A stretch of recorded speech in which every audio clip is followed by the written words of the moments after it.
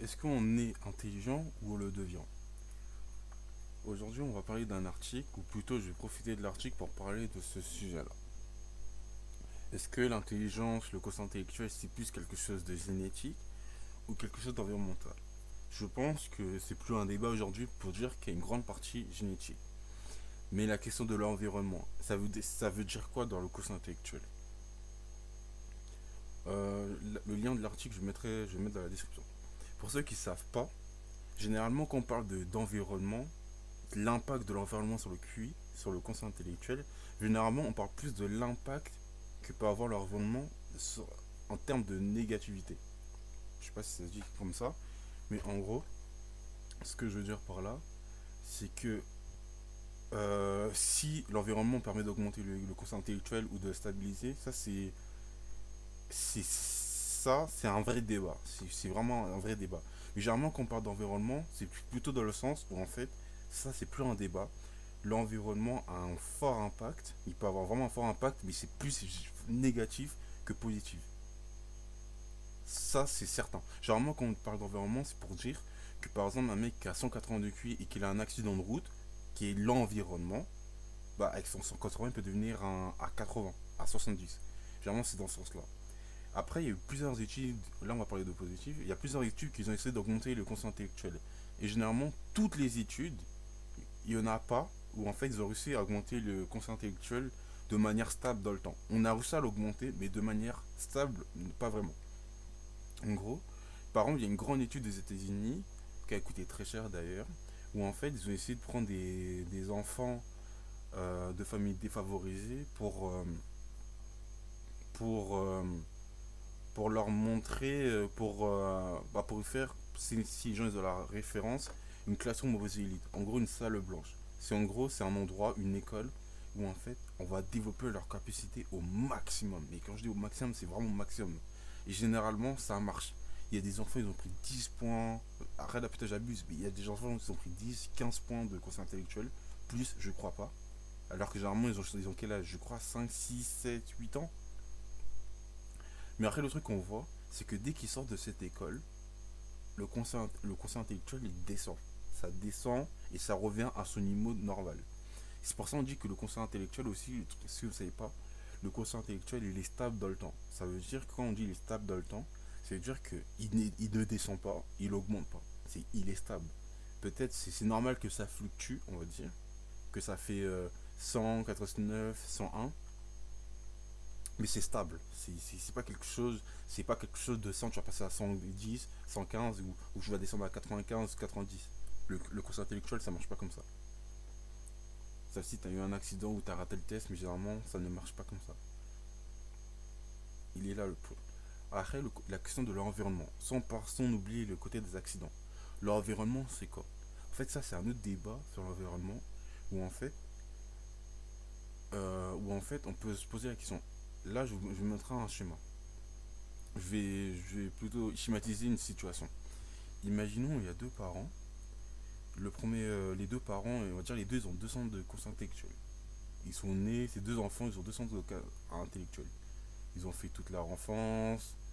Ensuite, enfance, école, ils se sont mariés, les deux sont ensemble. Voilà. Ils ont fait des choix de vie. Comme ils ont deux centres de conscience intellectuelle, vous imaginez qu'ils vont pas faire des choix de vie, même que d'autres personnes qui n'ont pas autant de conscience intellectuelle. En théorie, on se dit que plus ton QI est élevé, plus tu as tendance à faire des bons choix, ou en tout cas, surtout à ne pas faire des mauvais choix. Généralement, c'est plus dans ce côté-là. C'est pas faire de bons choix, mais généralement, plus ton QI est élevé, moins tu as de chances de faire des mauvais choix. C'est tout bête. C'est juste ça. En fait, c'est des petites nuances où, en fait, quand je comprends, c'est pas la même chose. Et en fait, par exemple, ceux-là, ils vont avoir un enfant. Leur enfant, tu sais pas, là, par exemple, on va dire, on sait pas encore combien de conscience intellectuelle. L'enfant, il grandit, il a 6 ans, il a 10 ans, et à la fin, à 10 ans, on apprend qu'il a 200 de quotient intellectuel. Là, maintenant, il y aura un débat. Les gens, ils vont dire, c'est logique, ses parents, les deux parents, ils ont 200. Il y en a d'autres, ils vont dire, non, c'est l'environnement. Regardez, ses parents, ils sont riches, ils ramènent leurs enfants à la bibliothèque, l'enfant, il connaît plusieurs langues, ses parents, ils lui ont appris plusieurs langues, ce genre de choses. Et ça, c'est vrai. On va dire, les gens vont dire c'est l'environnement. Le truc, c'est que l'environnement il est façonné par la personne, par le parent. L'enfant, vu qu'il a aucun impact sur l'environnement, c'est les parents qui façonnent l'environnement. Comme c'est le parent qui façonne l'environnement, est-ce qu'on ne peut pas dire que en fait l'environnement c'est purement génétique? Dans le sens où en fait, comme le parent il a un conscient intellectuel élevé de base, il va faire des bons choix. Donc automatiquement, il va se mettre dans un bon environnement, ou en tout cas il va faire en sorte de façonner son propre et un bon environnement. Et vu que son enfant va grandir dedans, il sera dans un excellent environnement. Mais est-ce que l'environnement c'est vraiment l'environnement qui est vraiment bon, ou c'est la personne qui l'a mis, c'est la personne qui a façonné tout ça? Je sais pas si vous comprenez ce que je veux dire, parce que là je m'exprime très mal. C'est normal, sur le début, j'ai une conseiller vidéo, donc ma manière de parler elle est pas fou, et ça va venir avec le temps. Est-ce que vous comprenez? Elle est là, elle est là on va dire la problématique aujourd'hui, on ne sait pas trop comment répondre. Le truc qui est sûr, c'est qu'on sait que, par exemple, les effets du quotient intellectuel ne durent pas dans le temps. Une des explications de ça, c'est que, imaginons vous êtes à l'école. À l'école, les exigences sont tellement élevées que, on va dire, imaginons, vous avez pris 10 points, 15 points, mais dès que l'école c'est fini, vous allez tout oublier. Et vous allez, en fait, vous serez plus dans cet environnement stimulant qui va faire que automatiquement vous allez perdre des points de QI. C'est ça le truc. Et le truc qu'on a remarqué, c'est les gens qui sont en haut QI, ils ont tendance à se mettre dans des environnements stimulants. Alors que ceux qui ont un QI plus bas, bon, ils vont mettre dans des environnements tout aussi stimulants, mais beaucoup inférieurs, vraiment inférieurs à ceux qui ont un QI plus élevé. L'environnement de 140 et celui de 100 n'est pas pareil. Celui de 140 sera plus stimulant cognitivement que celui qui est à 100. Et généralement, c'est des choix, on ne sait pas pourquoi, mais c'est des choix que généralement ton QI te pousse à faire. Mais ça, c'est quelque chose qu'on ne sait pas. C'est pour ça qu'on dit il est stable dans le temps, c'est pour ça qu'on perd. En fait, il y a plein de multifacteurs qu'on ne sait pas trop expliquer. Je pense que j'ai tout dit. Merci d'avoir regardé la vidéo. N'hésitez pas à commenter sur toutes les choses merdiques que j'ai dit si vous pensez que c'est de la merde. Et n'hésitez pas à vous abonner.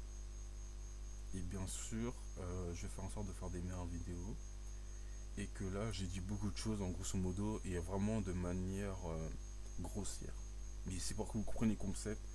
Et vu que vous allez mieux comprendre les concepts, vous allez mieux déduire de vous-même les concepts derrière et vous allez chercher par vous-même et tout parce que le plus important c'est chercher par soi-même.